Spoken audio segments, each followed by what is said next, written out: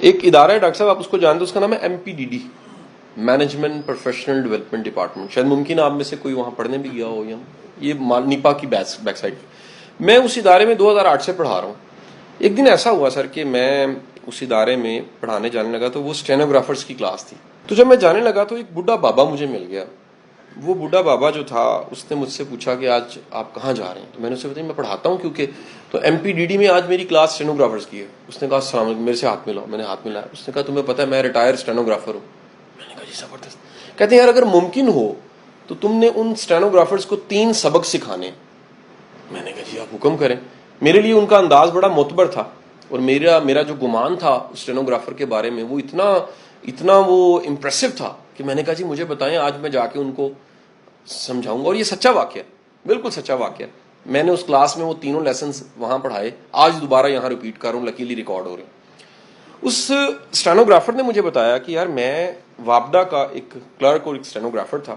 میری سیلری زیادہ نہیں تھی، سو مجھے اس سیلری کم ہونے کی وجہ سے ایک ایکسٹرا جاب کرنی پڑتی تھی. سو میں پارٹ ٹائم جاب کرتا تھا، اور ایک دفتر کو شام 6 بجے جوائن کرتا تھا. اکثر رات 11-12 بج جاتے تھے، اور مجھے بڑی محنت کرنی پڑتی تھی. کہتے جی پہلی چیز جو وہ میری محنت تھی، جس پہ کبھی کبھی مجھے بھی خیال آتا تھا کہ میں کوئی انڈر ٹیبل چلا جاؤں یا میں کوئی اور رستہ لے لوں، میں کمیٹڈ تھا کہ میں نے نہیں ایسا کرنا. سو محنت کر لوں گا زیادہ، لیکن میں نے کوئی اور رستہ لینا نہیں ہے. میں نے کہا جی آپ کو کیسے یقین تھا اس اسٹینوگرافر سے؟ اس نے کہا پتہ نہیں، مجھے یقین تھا. مجھے ایک یقین تھا کہ جو میں رستہ اپنا رہا ہوں یہ ٹھیک ہے.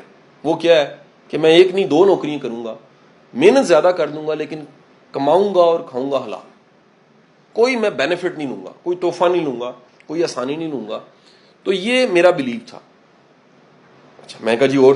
کہتے پہلا تو یہ کہ محنت پہ اور خالص محنت پہ یقین دلا دو ان اسٹینوگرافرس کو کہ یہ جو خالص محنت ہوتی ہے وہ زیادہ بھی ہو تو یہ ضائع نہیں جاتی. میں نے کہا جی دوسرا انہوں نے کہا یار میں نے بڑا سیکریفائس کیا.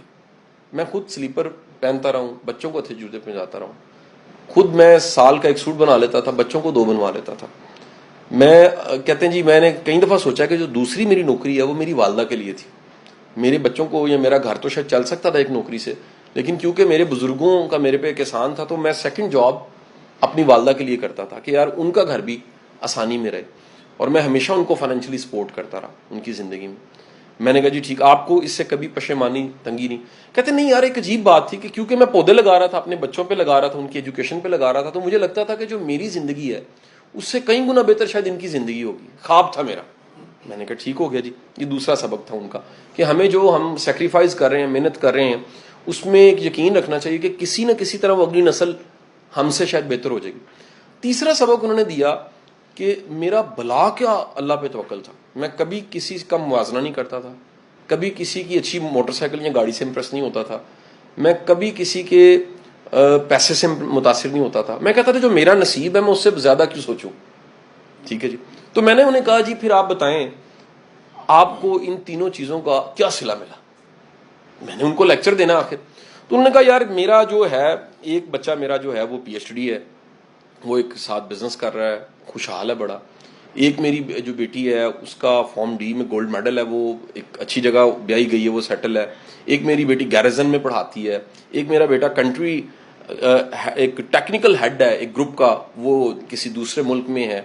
اور ایک میرا بیٹا جو بڑا ہے وہ پاکستان کا معروف موٹیویشنل اسپیکر ہے جو اس وقت آپ کے سامنے بیٹھا ہوا. تو یہ ساری کہانی میرے ابا جی کی تھی. تو یہ ابا جی کی کہانی یہ سچی بات ہے سر، میں نے ان سے سیکھ کے ادھر جا کے سکھائی. وہ ساری رو پڑی کلاس.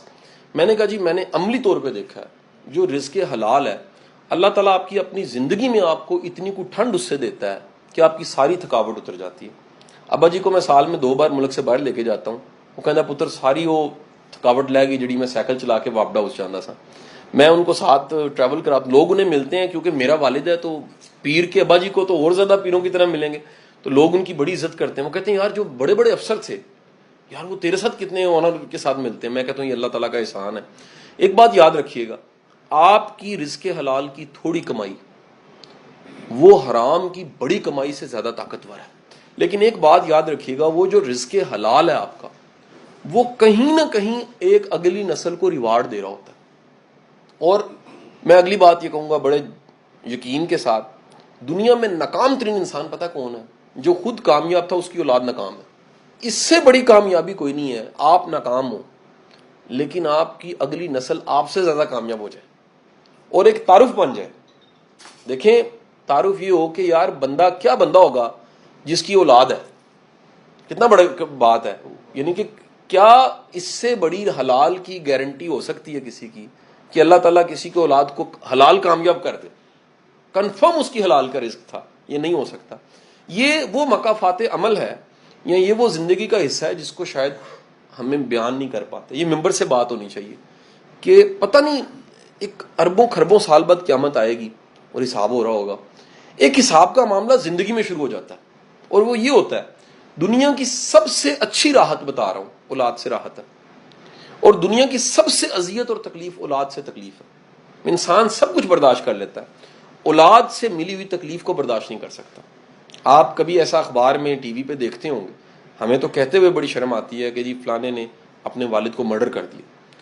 میں ایک کیس میں بیٹھ گیا سر, ایک مسالت مجھے بیٹھنا پڑا. تو اس مسالتی اے ڈی آر میں ایک بچہ اپنی ماں پہ پرچہ کروانا چاہتا تھا. وہ بلک بلک کے رو رہی تھی, 72 سال اس کی عمر تھی. اس نے کہا میں شاہ صاحب میں جھوٹی نہیں ہوں, یہ صرف جائیداد کے لیے کر رہا ہے, یہ صرف اپنے اتنے قبضوں کو مینج کرنے کے لیے کر رہا ہے.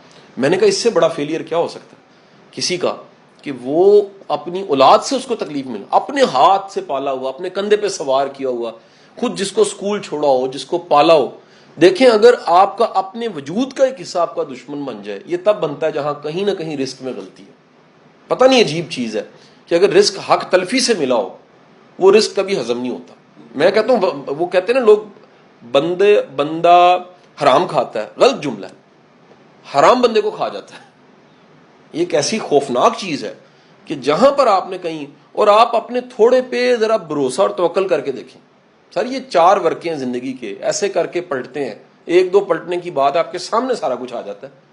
میرا تو فرم اس پہ بلیو بیٹھ گیا اپنے والد کو اور بے شمار ایسی مثالوں کو دیکھنے کے بعد کہ بندہ رکی سکی کھا لے, اولاد کو اچھا پڑھائے, اپنے تھوڑے پہ پورا یقین کرے, موازنے چھوڑ دے.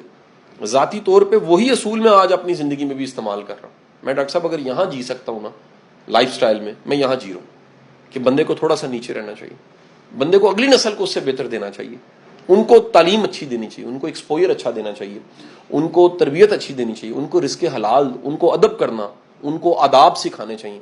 ایک بات بتا رہا ہوں, جو آپ کے پاس ہے نہیں آپ کبھی اگلے کو نہیں سکھا سکتے. جتنا بچہ آپ کو جانتا ہے کوئی نہیں جانتا. دیکھیں جی مجھے بنیان میں میرے بچے نے دیکھا ہوگا یا بیگم نے دیکھا ہوگا, دنیا نے تو نہیں دیکھا ہوگا. دنیا نے تو ٹرینر دیکھا ہوگا جی, پرفیوم لگا کے کپڑے پہن کے آ گیا. اصل میں کون جانتا ہے؟ گھر والے جانتے ہیں.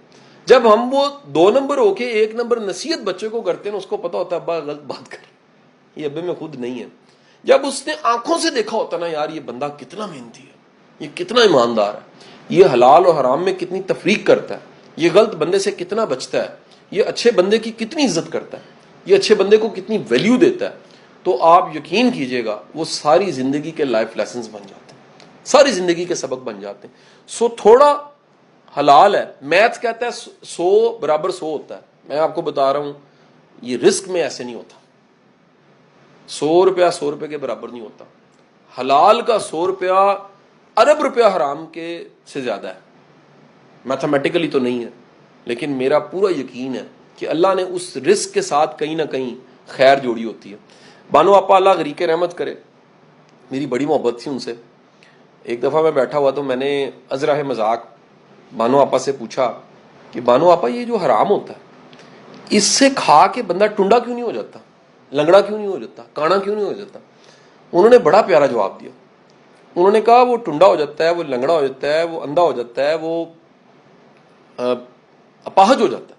میں نے کہا جی نہیں ہوتا, اتنے لوگ کھاتے میں جانتا ہوں تو ٹھیک ٹھاک ہیں. انہوں نے کہا وہ سوچ کا ٹنڈا ہو جاتا ہے, وہ ایمان کا لنگڑا ہو جاتا ہے, وہ بھروسے کا لولا ہو جاتا ہے. جس کا سوچ, نظریہ, ایمان, توکل لولا اور لنگڑا ہو جائے اس کی زندگی میں کیا بچتا ہے؟ تو یہ یاد رکھیے کہ آپ کا تھوڑا اگر اللہ پہ بھروسے کے ساتھ ہے تو بڑا ہے, اور زیادہ جو ایمان ہی چھین جائے اور ہو کسی کام کا نہیں ہے. آپ کمال دیکھیے, کوئی شاید 40,000 روپے میں بڑا خوش ہو, اور ایسے بھی ہوں جو 40 لاکھ کما کے خوش نہ ہو, سیٹسفائی نہ ہو.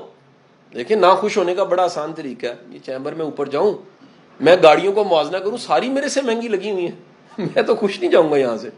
لیکن میں اپنے سے نیچے دیکھوں کتنے موٹر سائیکل اور کس طرح کی چیزیں لگی ہیں, تو میں اللہ کا شکر ادا کروں گا. اس چیمبر میں کبھی ریڈیو پروگرام کرتا رہا ہوں سر, گارڈ سارے میرے واقف ہیں. ابھی رضوان کہہ رہا تھا یہ کیسے آپ کو پہچان گے, میں کہا پیار نہ بانٹا ہو تو آج دروازہ نہیں کھولیں گے, پیار دیا ہو تو ویلکم کریں گے نا. وہ کیوں ویلکم کریں گے, وہ میں کو صاحب تھوڑا ہوں, میں تو مطلب چیمبر کا کچھ نہیں لگتا, لیکن وہ رویہ ان کو یاد ہے کہ یار اس بندے کا ہمارے ساتھ رویہ ٹھیک تھا, عزت سے ملتا تھا, یہ آتے ہوئے کبھی کوئی شوارما لے آتا تھا ہمارے لیے, پیپسی کی بوتل لے آتا تھا, دھیان کرتا تھا. یہ یاد رکھیے گا, آپ کا کچھ سالوں بعد لوگوں کو رویہ یاد رہے گا. اور اگر وہ کچھ سالوں کے بعد آپ قبر کے اندر ہیں, زمین سے کچھ فٹ نیچے ہیں, صرف رویہ ہی بچ جانا یا نیک امال بچ جانے. یادداشت میں رویہ بچ جانا ہے, بڑے چنگے سنجے, اور امال آپ کے رب کے پاس ہے جس کا صلہ مل جانا. سو تھوڑے میں راضی رہ کے, اچھا اس کا قطعی مطلب نہیں ہے کہ ہمارے بیوروکریٹ دوست جتنے نا وہ مجھے کریٹک کرتے ہیں, اچھا کوشش نہیں کرنی چاہیے, پوری کرنی چاہیے, لیکن حلال کی کرنی چاہیے, پروگریسو ہونا چاہیے, انسانی ڈومین میں رہ کے ہونا چاہیے, اپنی بساط سے باہر نہیں سوچنا چاہیے, لیکن راضی رہنا, کوشش کے بعد نتیجے کو قبول کرنا, یہ بڑا ضروری ہے. ہم کرتے کہ جو ملتا ہے نا اس پہ راضی نہیں ہوتے, جو پورا زور لگا کے ملا اسے قبول کریں, انجوائے کریں. یقین کریں تھوڑے میں بھی اگر آپ راضی ہیں نا, آپ دنیا کے خوش قسمت ترین انسان ہیں. اور بڑا کچھ ملنے کے بعد بھی آپ راضی نہیں ہیں نا, تو یقین کریں آپ بدقسمت ہیں.